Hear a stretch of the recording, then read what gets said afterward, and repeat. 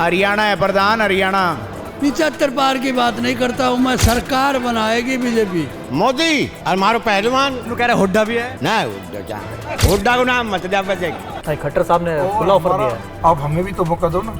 मुकेश शर्मा का दावा, मेरा दावा है कोई खाता नहीं खुलेगा, कोई खाता नहीं खुलेगा, 0 सीट है। 0 सीट। मैं ये कह रहा हूँ आप योगी जी की रैली करा दो, 90 सीटों में करा दो, 72 सीटें योगी के बिहार पे बीजेपी ले।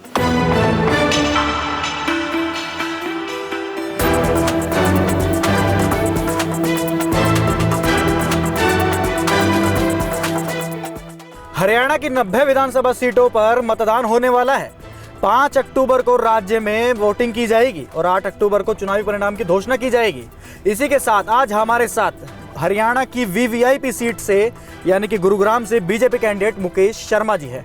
मुकेश जी, इंडिया टीवी में आपका बहुत बहुत स्वागत है। जी धन्यवाद। सबसे पहले तो आपको चुनावों की बधाई, आप मेहनत कर रहे हैं। क्या लग रहा है आसार? बहुत अच्छी हमारा चुनाव चला हुआ है। हम हरियाणा की 90 विधानसभा में सबसे बड़ी जीत देंगे। ये सीट पहले भी बीजेपी की रही है 2 दफ़ा, 2014 में भी, 2019 में भी और 24 में भी। अब की बार बीजेपी सीट से जीतेगी। आपको लोग पहलवान बुलाते हैं, तो आप चुनावी दंगल में इस समय अखाड़े में है। सामने ग्रोवर साहब भी है, आम आदमी पार्टी से भी है, और दिन निर्दलीय नवीन गोयल का तो नाम आपने सुना होगा। कौन सी धोबी पछाड़ की बारी है इस बार? कोई बात ही नहीं है। सब लोगों से मेरा 25 साल का संघर्ष है। मैं इस विधानसभा में एक एक व्यक्ति को बिल्कुल परिवार की तरह जानता हूँ। हुड्डा साहब कह रहे हैं आपकी बार साफ कर देंगे। हुड्डा साहब तो हर बार यही बात कहते हैं। 14 में भी हुड्डा साहब ने यही बात कही थी, 19 में भी यही बात कही थी। ये जो पार्टी है कांग्रेस, ये राष्ट्र विरोधी पार्टी है। इनकी विधानसभा की रैली थी, थानेसर विधानसभा की रैली, उसके बाद हथीन विधानसभा की रैली और पलवल विधानसभा की रैली में जो हमारा दुश्मन देश है पाकिस्तान, उसके जय घोष करते हैं। ये हमेशा राष्ट्र विरोधी बातें करते हैं। इसीलिए हरियाणा के लोग ना तो इनको पसंद करते हैं, क्योंकि हरियाणा किसानों की और सैनिकों का प्रदेश है। लेकिन सैनिक और किसान तो आपने लड़ा दिए। यही हमने आज तक, हमसे इतना खुश है किसान।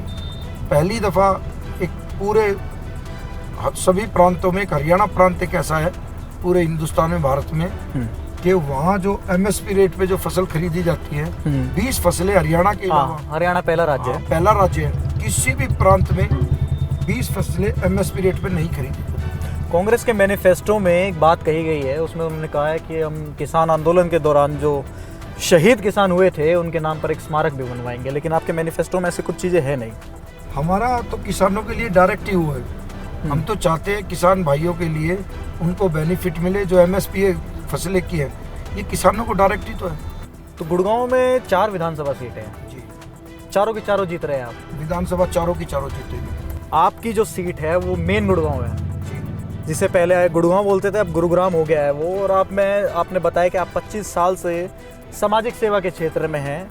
जितना मैंने आपके बारे में पढ़ा उसमें बताया गया कि आप पहले बादशाहपुर हल्का विधानसभा से भी निर्दलीय भी लड़ चुके हैं, और आपके जो प्रतिद्वंदी हैं नवीन गोयल, पार्टी से भी लड़ चुका हूँ। आप पार्टी से भी लड़ चुके हैं।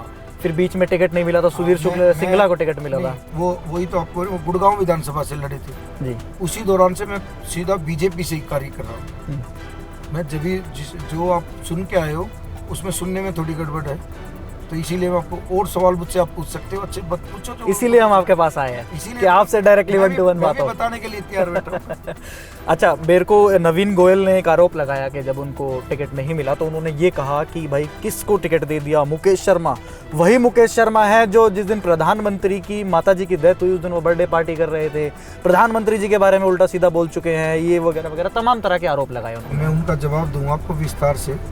हमारा जो कार्यक्रम था जन्मदिन वाला, मोदी जी की माता जी का जो स्वर्गवास हुआ जी, हमने उनके लिए मौन रखा, और उसी दौरान हमने अपना तुरंत प्रोग्राम कैंसिल कर दिया।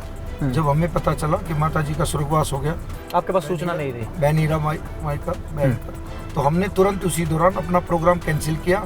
अच्छा, आपकी पार्टी, अब मैं 2-4 सवाल नेशनल राजनीति पे कर लेता हूँ। आपकी पार्टी कह रही है कि कुमारी शैलजा को अपनी तरफ ले लेंगे हम, खुला ऑफर दे दिया। मतलब बीजेपी का जो कैडर है वो कैसे भरोसा करेगा जब आप दूसरी पार्टियों से नेताओं के अपनी तरफ लोगे? हमें आज की डेट में किसी को बुलाने की जरूरत नहीं है। खट्टर साहब ने खुला ऑफर दिया है, और अब हमें भी तो मौका दो ना। हमें ये लगता है कि हमारी पार्टी पूरे बहुमत के साथ आएगी। 65 से 70 सीट के बीच में हमारी पार्टी की सीट आने वाली है। अब की बार भारतीय जनता पार्टी ने उन कार्यकर्ताओं को टिकट दी है जो वर्षों से मेहनत करने पे लगे हुए हैं। खैर ये बात मैं आपकी बात से सहमत हूँ, क्योंकि आप भी काफ़ी समय से लगे हुए थे और मैंने पूरे ग्राउंड पे मैं रिपोर्ट में पूरे हरियाणा इलेक्शन में 1 महीने से कवर कर रहा हूँ, तो मैंने देखा इस चीज़ में आपकी सहमति है। लेकिन मेरा सवाल जो था वो दूसरा था। मेरा सवाल था कि कुमारी शैलजा जो कांग्रेस पार्टी से लोकसभा सांसद भी है सिरसा से, और कांग्रेस के अंदर जो अंदरूनी खींचतान चल रही है, रस्साकसी जो चल रही है, उसके लिए मनोहर लाल खट्टर ने अभी कुछ दिन पहले ही उनको ऑफर किया है कि आप आइए, भारतीय जनता पार्टी में हम समर्थन देंगे, दलितों का अपमान हो रहा है कांग्रेस में। ये मैं कहता हूँ कि जितना दलितों को सम्मान, ओबीसी को सम्मान, SC ST को सम्मान जितना भारतीय जनता पार्टी में मिला है, केंद्र की अगर जो आप कैबिनेट की लिस्ट भी उठा के देखोगे तो पूरा सम्मान मिला है। कांग्रेस में दलितों को कभी सम्मान नहीं मिला। किसको देखते हैं मुकाबले में? त्रिकोणीय मुकाबला है, कोई मुकाबला नहीं है। निर्दलीय का कोई मुकाबला एक तरफा मुकाबला है। निर्दलीय का कोई मुकाबला नहीं होता। ये जितने भी लोग काम कर रहे हैं ये सब लोग पेड़ पे आए हुए हैं, सब लोग पैसे में रख रखे हैं।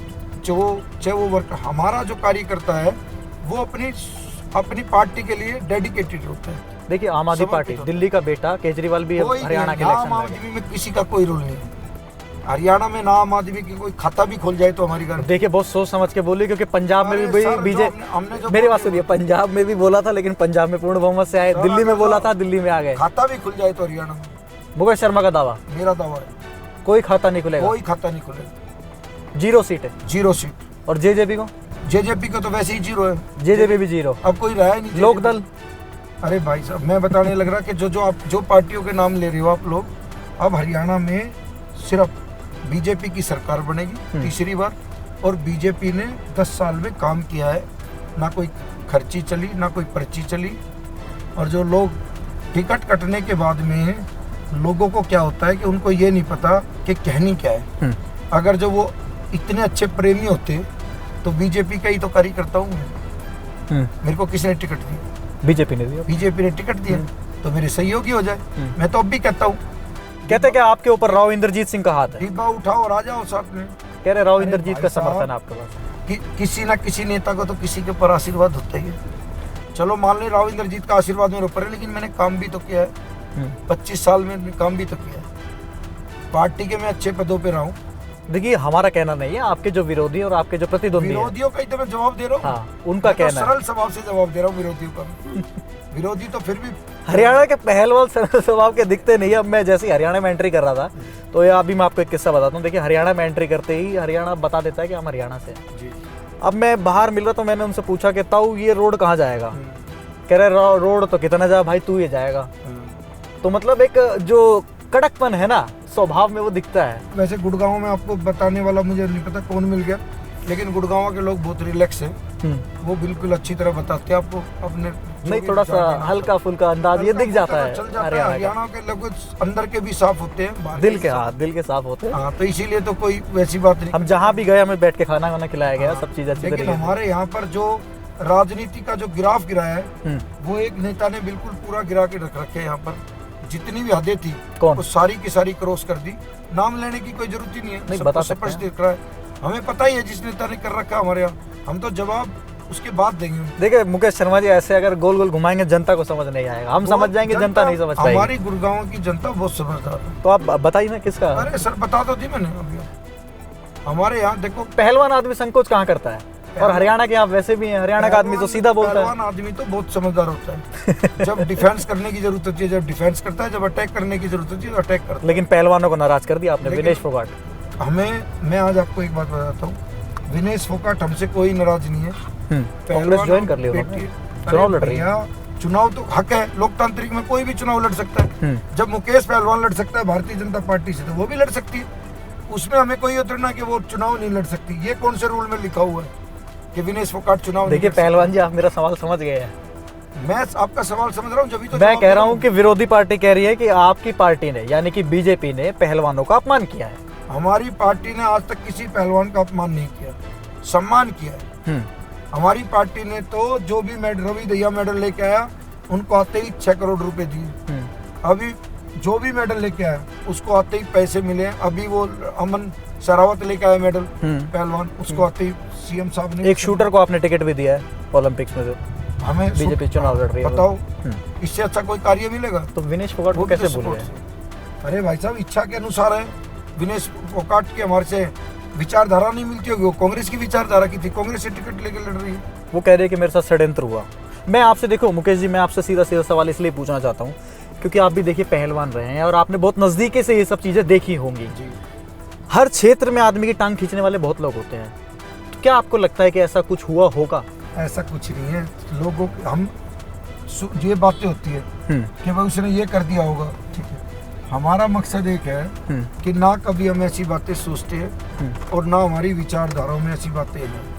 हम तो एक ही बात जानते हैं कि अच्छा सोचो, अच्छी विचारधाराएं होनी चाहिए। इंसान की विचारधारा अच्छी होगी तो उसको किसी चीज़ की कोई दिक्कत नहीं होनी वाली लाइफ में। तो मुकेश जी, हमें समय देने के लिए आपका बहुत बहुत धन्यवाद। लेकिन अभी ख़त्म नहीं हुआ है। एक हमारी थीम है रैपिड फायर, तो इस रैपिड फायर में मैं आपको एक सेंटेंस दूंगा, मतलब एक नाम दूंगा, उसको आप एक सेंटेंस में बताइए कि ये कैसे हैं, क्या छवि है इनकी। तो सबसे पहला नाम विनेश फोगाट। अच्छी रेसलर है। नवीन गोयल। नवीन गोयल तो व्यापारी है। दीपेंद्र हुड्डा। दीपेंद्र हुड्डा ठीक है, नॉर्मल है। भूपेंद्र हुड्डा का बेटा है। और भूपेंद्र हुड्डा। भूपेंद्र हुड्डा भी हरियाणा के पूर्व मुख्यमंत्री रहे, कांग्रेस के लीडर। रैपिड फायर में एक सेंटेंस में आप बहुत मतलब समझदारी के साथ खत्म कर रहे हैं। चलिए अगला नाम मैं बताता हूँ आपको, नायब सिंह सैनी। नायब सिंह सैनी ने तो 3 महीने में धूम मचा दी हरियाणा को। प्रधानमंत्री मोदी। मोदी का तो जवाब ही नहीं है, कोई राष्ट्र प्रेमी है, हिंदुस्तान का गौरव इतना बढ़ा दिया हम सोच भी नहीं सकते। पूरे विश्व में भी मोदी जी ने भारत का नाम कर दिया। अगला नाम बहुत सोच समझ के आप जवाब देना। मुकेश शर्मा, गुड़गांव से बीजेपी प्रत्याशी। मुकेश शर्मा तो गुड़गांव के लिए पहले भी विकास करता रहा, आगे भी विकास करता रहेगा। एक अच्छा समाज सेवी क्यों, और आगे मन में एक भावना है कि आगे भी विकास अच्छी तरह करेंगे, हमसे गुड़गांव को चमकाएंगे। तो चलिए मुकेश जी, आपका इंडिया टीवी में जुड़ने के लिए बहुत बहुत धन्यवाद। आपने चुनाव के बीच में समय दिया। तो ये थे हमारे साथ बीजेपी के प्रत्याशी गुड़गांव से मुकेश शर्मा जी, जिन्होंने बताया और पूरी चुनावी दमखम में जीत का इन्होंने दावा किया है कि ये जीत रहे हैं यहाँ से। बहरहाल 5 तारीख को मतदान होगा और 8 तारीख को नतीजे आ जाएंगे और पता चल जाएगा राज्य में किसकी सरकार बन रही है। कैमरामैन मनोज के साथ दीपक प्रजापत, इंडिया टीवी, गुड़गांव।